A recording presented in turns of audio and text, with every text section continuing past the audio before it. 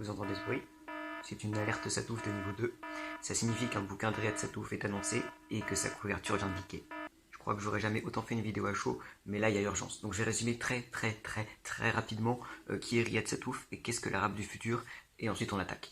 Riyad Satouf est un auteur et dessinateur de bande dessinée et de romans graphiques. Il est connu pour pas mal de séries, l'arabe du futur et les cahiers d'Esther notamment, mais il en a fait aussi plein d'autres, comme Le Retour au collège, que j'ai beaucoup aimé. À chaque fois dans ses œuvres, il y a toujours un petit ton social. Des fois, c'est limite des études sociologiques, ces trucs-là. Et l'arabe du futur, c'est autobiographique. Ça raconte toute son enfance jusqu'à son âge adulte dans sa double culture, puisque Riyad Satouf est né d'une mère française et d'un père syrien.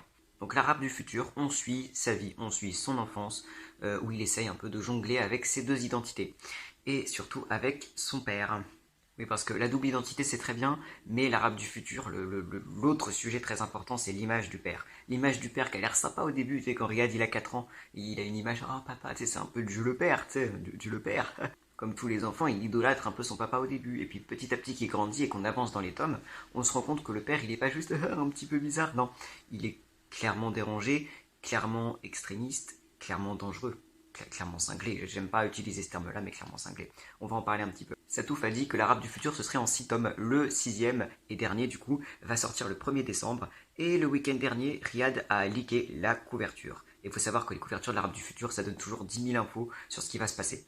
Donc, bon, pour vous mettre quand même un peu dans le contexte, ça se trouve vous connaissez pas, il faut quand même que je vous explique un peu. Je vais très vite vous montrer les autres couvertures pour que vous voyez un petit peu le genre, et ensuite on attaque le principal. Alors ça c'est la première couverture, qu'est-ce qu'on peut voir? Alors couleur dominante, le blanc, le vert, le rouge, c'est vraiment des couleurs qui vont revenir très souvent dans la couverture. Le rouge, c'est à la fois, dans l'arabe du futur, ça montre un peu l'imaginaire, beaucoup de sentiments, beaucoup d'émotions et souvent la violence. Bon là c'est un peu une globalité quoi, c'est le début, donc on pose les premières bases. Qu'est-ce qu'on voit? On voit une famille qui a l'air somme toute assez ordinaire, un papa qui a l'air d'aimer son gosse vu qu'il le tient sur ses épaules. On voit quand même un portrait de Kadhafi au loin, qui est en vert. Je crois que la vert, ça symbolise l'islam, si je dis pas de conneries, dans les couvertures, mais à vérifier, à vérifier. Donc, portrait de Kadhafi, qui est un dictateur libyen, si je dis pas de conneries encore une fois. On voit donc que voilà, ça va se passer au Moyen-Orient, on va suivre une famille, mais qu'il y a le fond de tout ce qui se passe au Moyen-Orient à cette époque-là, c'est-à-dire les dictatures.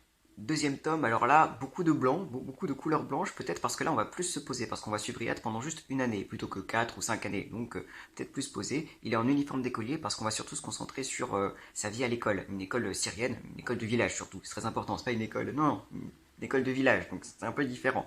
Le fait qu'il porte un drapeau, ça montre aussi l'implication politique qu'il va y avoir dans l'éducation des jeunes, c'est quand même important. Et on a toujours la petite famille. Troisième tome, les tons ils changent énormément. Il y a du rouge absolument partout. Parce que beaucoup d'émotions. Peut-être parce que Riyad, là, il a 9 ans à la fin. Il commence. Bon, c'est encore un gosse, mais tu commences à grandir. Il y a un hélicoptère au fond, puis on voit la maman et le petit frère de Riyad qui en sortent. Comme s'il y aurait beaucoup de voyages. Parce qu'il va y avoir beaucoup d'allers-retours entre la France et la Syrie. On va vachement développer ces deux aspects-là. Les deux aspects culturels. Le tome 3, il se base sur les différences culturelles. Et c'est peut-être pour ça qu'on voit Riyad qui regarde un miroir, parce que c'est synonyme d'introspection, tu vois, de se demander qui suis-je et tout, on va vachement se poser cette question-là. Et d'ailleurs, on voit que son reflet, c'est de couleur verte, et que c'est son père d'ailleurs qui le met devant, parce que le père va vachement avoir cette injonction vis-à-vis de Riyad, regarde, mais tu n'es pas français, tu es un arabe, tu es comme papa, tu es musulman, tu dois lire le Coran, alors qu'en soi, il est les deux déjà. Et c'est pas en obligeant un gosse, enfin, en question religion, voilà, le père il est space, hein, il est space. Mais du coup, voilà, on a cette thématique-là d'entrée de jeu. La couverture du tome 4, c'est l'une de mes préférées. Le tome 4, c'est le préféré de beaucoup, ouais, il se passe beaucoup de choses. Là, on voit une scission de la famille avec Riyad, sa mère et ses frères qui vont, je vais pas dire vers la lumière, mais vers la couleur, qui vont vers l'avant, et le père qui reste derrière. Donc déjà, on voit qu'il va y avoir une scission familiale. En même temps, vu ce que lâche le père, qui est de plus en plus raciste, négationniste, extrémiste, qui est complètement parano aussi, c'était évident et ça a été préparé dans les autres tomes. Le père, il n'est pas seulement à l'arrière, il est dans l'ombre. On peut traduire ça par il est dans l'obscurantisme. Surtout qu'il y a les portraits de Hafez el-Assad, là je crois, le président syrien, qui est juste à côté. Que le père, voilà, il est encore plus dans son délire de dictature et d'extrémisme. On sent qu'il y a vraiment cette scission-là qui est faite. Là, je vais parler un peu d'histoire pour que vous compreniez. À la fin de ce tome, le père revient, le père qui était en Arabie Saoudite à ce moment-là, il revient en France et il kidnappe le plus jeune fils, Fadi, le petit bonhomme là, le petit blond. Il le kidnappe et il le ramène en Syrie. Voilà, le tome 4 se finit là-dessus. Et t'es en mode ah merde, voilà. Donc on comprend mieux pourquoi il y a la scission familiale. Donc le tome 5 forcément c'est très particulier. Couleur dominante le bleu. C'est la première fois qu'on a du bleu dans une couverture et on voit que les trois couleurs c'est du bleu blanc rouge. C'est parce que ça se passe que en France. C'est la première fois où la famille de Riyad ne va pas en Syrie une seule fois. Il reste en France. Le père, c'est super intéressant ça. Il n'est pas présent physiquement parce qu'il est quasiment pas présent du bouquin. Seulement à travers une photo déchirée. Donc synonyme vraiment, tu sais, la mère, tu sens qu'elle a envie qu'elle le règne de la famille, ce qui est un petit peu compréhensible. Mais tu sens qu'il est quand même là, il est au-dessus des personnages, il est présent en fantôme, tu vois, en filigrane, il est toujours présent dans leurs pensées. C'est normal, parce que pendant je crois que ça dure 2 ans le truc, 3 ans, ils vont être en mode faut récupérer Fadi, il faut sauver Fadi et tout. Enfin, l'horreur. Et Fadi n'est pas présent sur la couverture parce qu'il n'est tout simplement pas présent dans l'album. Riyad, bon, il a changé de coupe de cheveux, on a tous des ratés capillaires à cet âge-là, hein, c'est pas sa faute. En tenue d'écolier avec son cartable, parce que du coup, on va vachement s'intéresser à sa vie en cours, sa vie sociale, sa vie d'élève, on va dire. La mère, on la voit à moitié en train de prier, parce que bon, après avoir fait les recours judiciaires, politiques et tout, bah, la pauvre, elle a perdu un de ses gosses, elle essaie de le retrouver, elle a aucune nouvelle de lui, elle va se tourner vachement vers des trucs genre la prière, ou même la voyance. En vrai, c'est compréhensible, franchement, la pauvre, on la soutient. Voilà. À la fin du tome 5, le père revient. Voilà, donc t'imagines bien dire ouais Fadi, qu'est-ce que t'en as fait? À la fin, les toutes dernières cases, il dit à Riyad oui mais je vais ramener Fadi, y a pas de souci, j'ai compris mes erreurs, je le ramène, y a pas de souci. Ah bah c'est cool alors. Sauf que toi, ça fait 5 tomes que tu sais que le père il est starbé. Combien de fois le père il dit des trucs pour dire exactement l'inverse après? Donc tu sais, il te dit oh je vais ramener Fadi, y a pas de souci. T'es en mode c'est cool. Mais t'as du mal à le croire, t'as vraiment du mal à le croire. Donc, gros point d'interrogation, ça fait je ne sais combien de temps, 1 an et demi, je crois qu'on attend la couverture du tome 6. Et maintenant, c'est parti. Déjà, un truc qui saute aux yeux, là, on avait du bleu partout avant, là, le bleu, il s'en va. Le bleu, c'est des nuages qui s'en vont. Alors, si le bleu, il correspond encore à la France, ça veut peut-être dire qu'il va y avoir un retour en Syrie. D'ailleurs, il y a un tableau de Bachar el-Assad au fond, mais on va en reparler. C'est quand même marrant parce que, du coup, j'associe ça à un truc pas très bien, tu sais. Genre là, avant, il y avait une stabilité, je vais pas dire la stabilité française, mais genre il restait en France, il y avait du bleu partout. Là, le bleu, il s'en va. Et c'est marrant, parce que normalement, vous connaissez l'expression genre les nuages se dispersent ou les nuages s'estompent. Généralement, ça veut dire que la situation va aller de mieux en mieux. Hein, quand on dit ah, ça y est, les nuages s'éclaircissent. Bon, je reste dubitatif là-dessus. Mais du coup, possiblement un retour en Syrie. On a Bachar el-Assad en fond. On n'avait pas de portrait de dirigeant dans le tome 5, parce qu'on n'était pas du tout raccroché à la Syrie. Donc là, vraiment, gros raccrochage. Et c'est marrant parce que comme dans le tome 4, il y a une scission familiale. Riyad et son père sont devant, et la mère et Yahya, qui est le deuxième fils, dont on n'a pas beaucoup parlé dans tous les tomes. Il est assez transparent pour l'instant. La mère et Yahya sont au fond. Et ça me fait très très peur. Parce que regardez la tête de la mère, la tête de Clémentine, elle s'appelle Clémentine. Regardez sa tronche.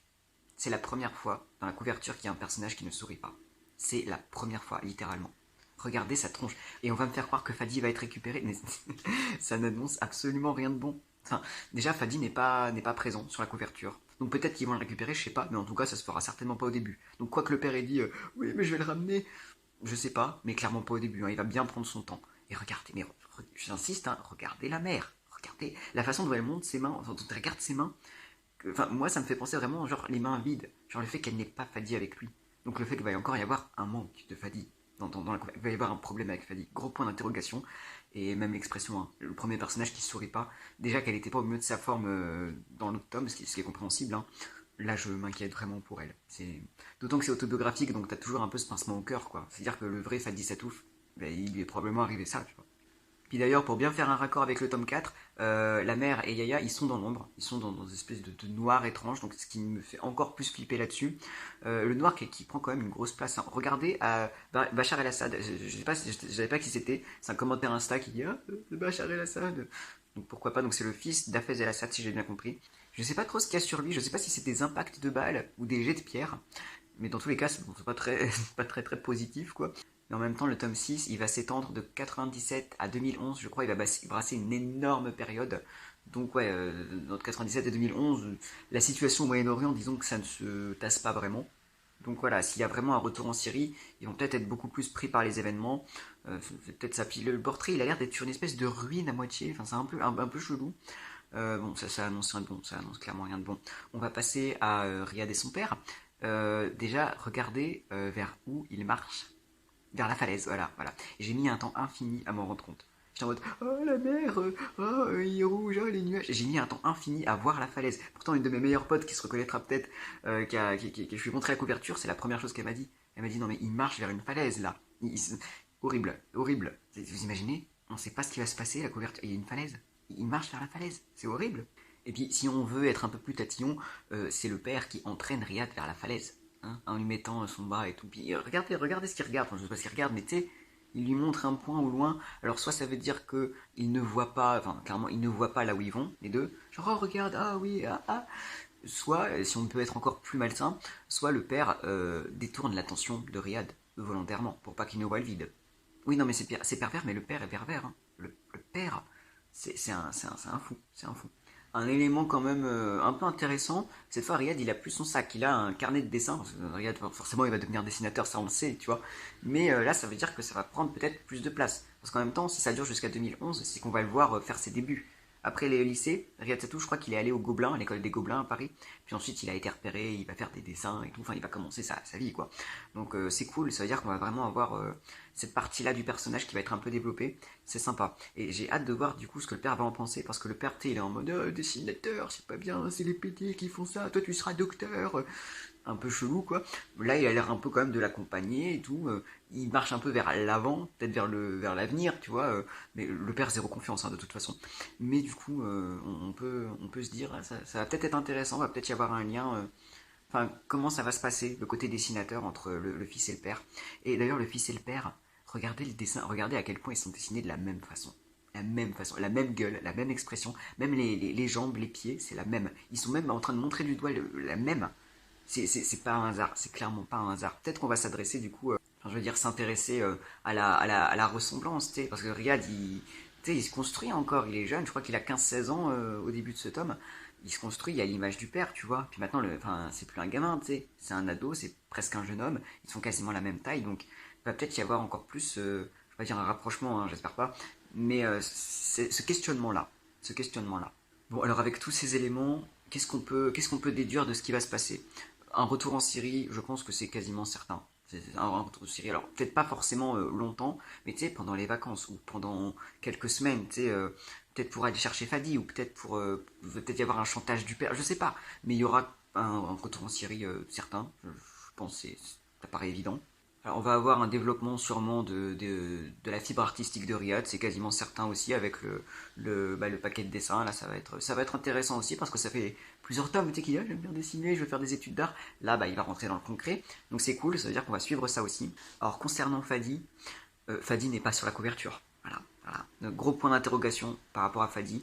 Je pense que. Je suis même pas sûr qu'ils vont le retrouver. Honnêtement, gros point d'interrogation. En tout cas, s'ils le retrouvent, ce sera pas rapide, ce sera très long, ce sera.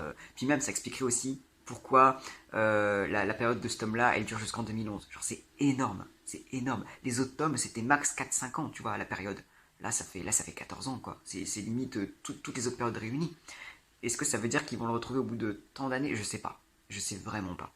Mais Fadi va y avoir une couille. Ça va pas se régler, ça va clairement pas se régler. Et vu la tranche de la mer, je pense qu'on peut même émettre la théorie que si ça se trouve, ils ne le retrouveront pas. Non, je sais, c'est horrible et je veux même pas savoir pourquoi, mais voilà, grosse réserve sur Fadi.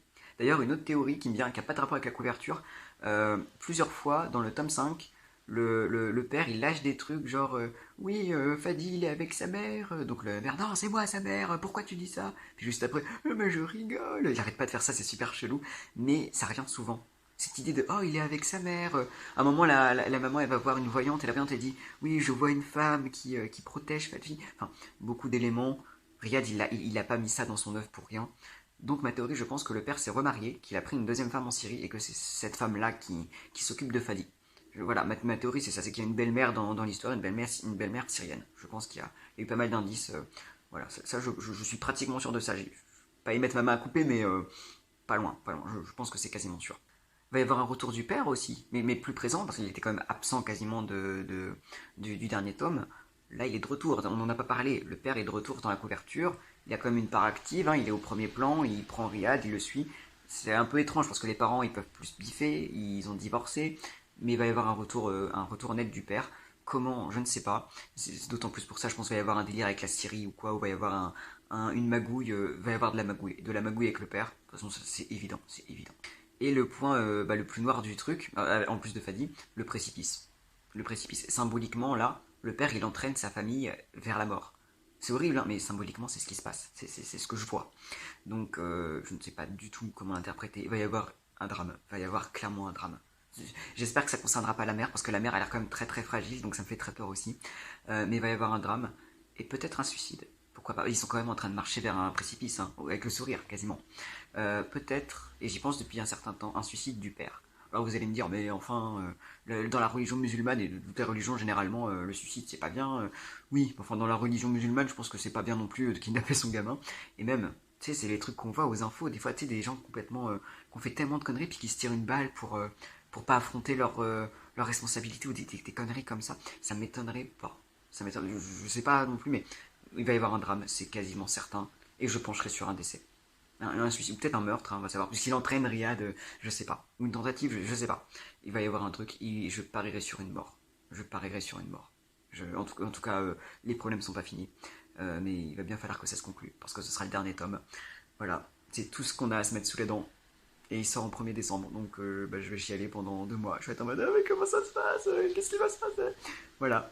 Mais j'espère que du coup, maintenant, vous aurez le seum avec moi, en attendant. Voilà.